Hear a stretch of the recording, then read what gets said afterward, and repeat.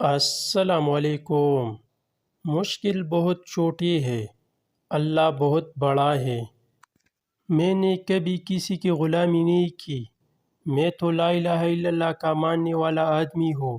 میں کبھی کسی کی غلامی قبول نہیں کروں گا۔ عمران خان۔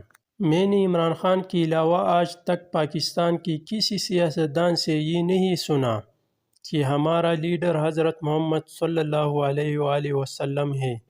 ظلم کے خلاف لڑنا سیکھو۔ ظلم اتنا طاقتور نہیں ہوتا جتنا طاقتور تمہاری خاموشی اسے بنا دیتی ہے۔ آج تحریک انصاف کی تقریباً ساری لیڈرشپ جیل میں ہے اور بدقسمتی سے میڈیا اور انسانی حقوق کی آوازیں خاموش ہیں۔ عمران خان۔ اس یزیدیت کے سامنے سرنگوں ہونے کا مطلب بحیثیت قوم ہماری موت ہے۔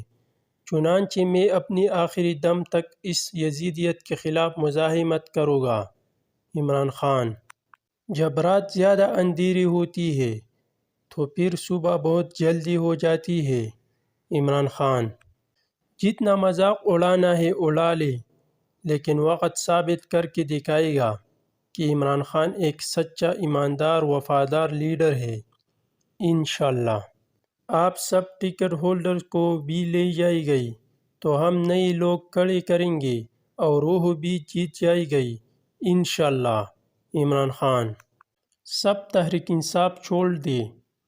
میں آج آپ کو کہہ رہا ہوں، میں جیسی پی ٹی آئی کا ٹکٹ دوں گا وہ انشاءاللہ جیتے گا۔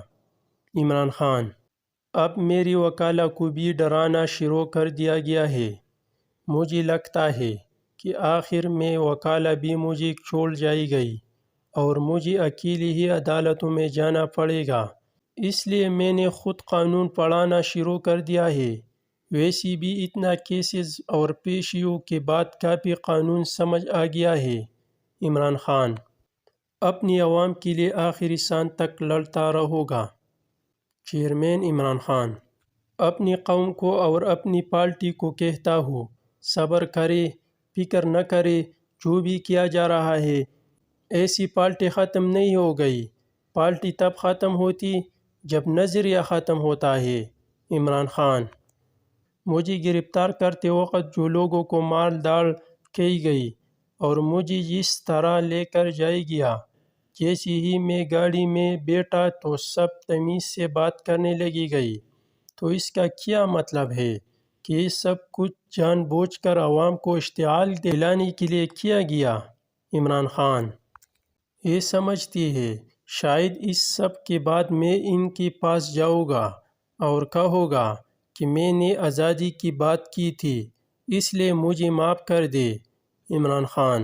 ایک نئی جماعت بنا دی ہے، ہم نے بھی اپنی بڑی 27 سال پرانے لوگ وہاں بھیج دیے ہیں، ان کے پاس اور ضرورت ہے تو حکم کرے ہم اور بھی بھیج دیتے ہیں، مگر اس سے ملک ٹھیک نہیں ہونے لگا۔ عمران خان۔